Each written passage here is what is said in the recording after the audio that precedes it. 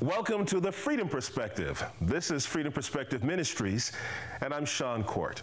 We're going to talk a little bit about the tongue and all of the damages that that little member of your body can create, but also how the wonderful feelings and emotions and healing it can create as well. We have gotten accustomed in this society to not really having to think before we speak. We're in this instantaneous type of culture, you know, pop it in, pop it out, microwaves. I remember when I was a little kid, we still had toaster ovens. I don't know what that would be like now. When I want something heated up, I want to heat it up quickly. When we want to say something, we've got to say it quickly. When we expect something, it better be done pretty fast. When my computer, my laptop doesn't power up as fast as I need it to be, I get impatient.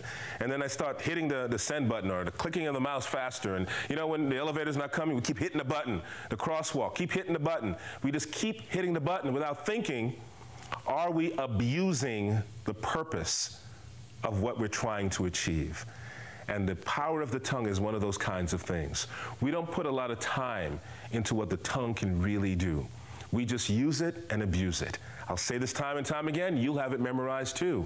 Unless the value of something is determined, its abuse is inevitable. We abuse the purpose of the tongue. The tongue is supposed to speak life. God used his mind to create words that uttered destiny into a dark place. Let there be. His tongue spoke life. And when Jesus healed, he spoke words that brought about healing. And when we speak, we don't really give much thought to the effect of what we're saying. So it's really important that we galvanize the opportunity for tongue, the knowledge of tongue, and its language. And we're not just talking about speaking in other tongues.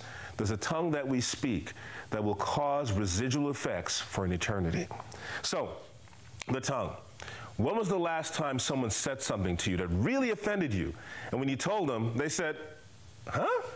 Well, I didn't mean it that way.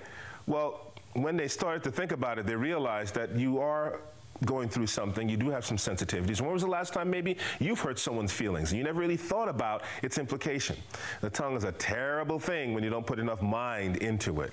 In a series we talked about our thought life. When you don't think carefully, the things that come into your mind will literally affect your destiny. So your tongue can also affect your destiny.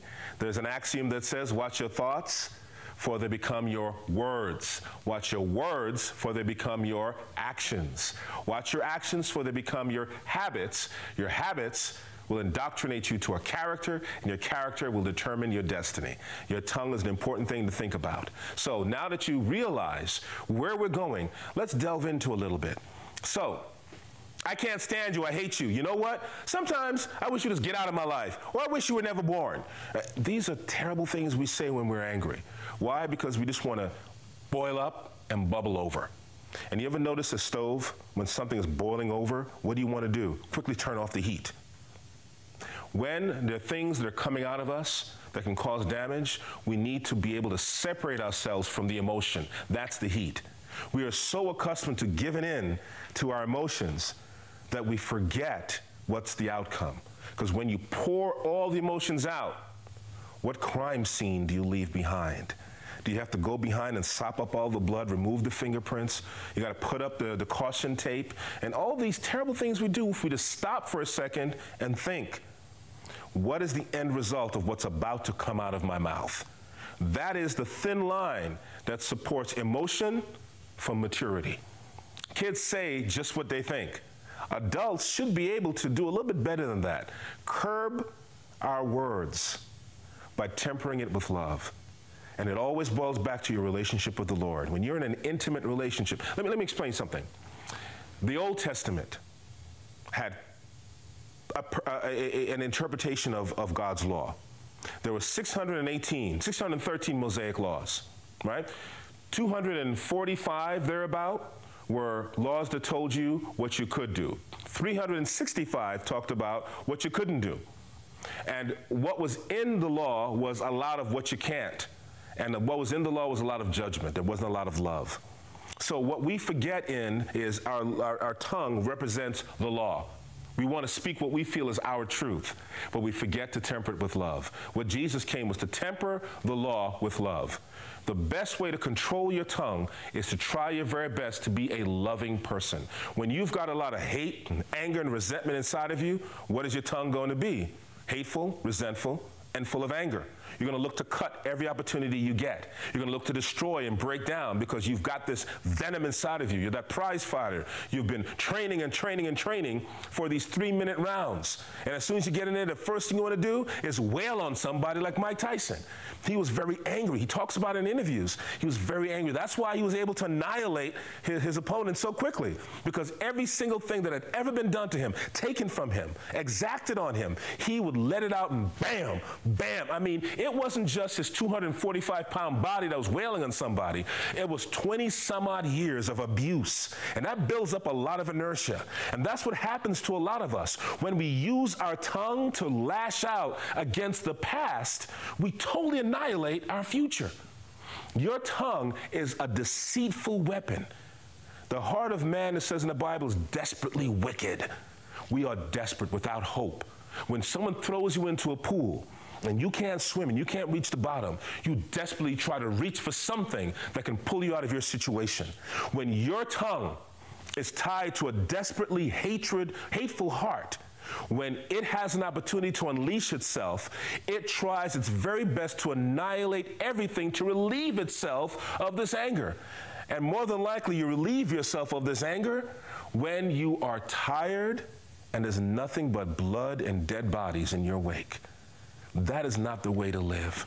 And every time we do this, we grieve the heart and the Spirit of God. It is so important to understand that your tongue is a weapon, or your tongue can be a bomb that can heal. When I say bomb, B-A-L-M, that can heal hearts.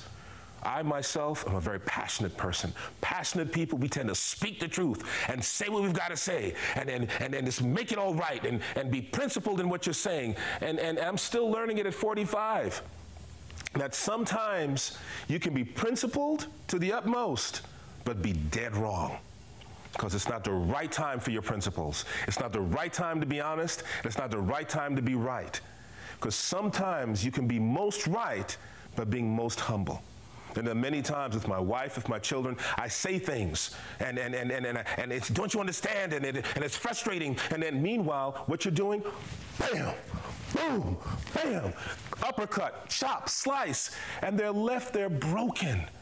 And you're looking at them like, man, you're in bad shape. You couldn't handle that? But look at what you did. You took a 20-kiloton bomb to destroy an anthill. Was your point that important that you make it now? In front of all of these people with such vehemence and such might? All you had to do, if that person loves you and they have a relationship with you, is see the look on your face. When a baby does something wrong, if they break something, you don't take a chair and break it over their back. Sometimes you may have to raise your voice, but some children, you just give them that look and they completely fall apart because their world is totally wrapped around you. A lot of people have their worlds wrapped around you too, and you don't realize it. Your tongue can totally shatter someone's existence if you don't temper it with love. In part 2, we're going to talk about how to utilize your tongue for good and how to temper your heart with love.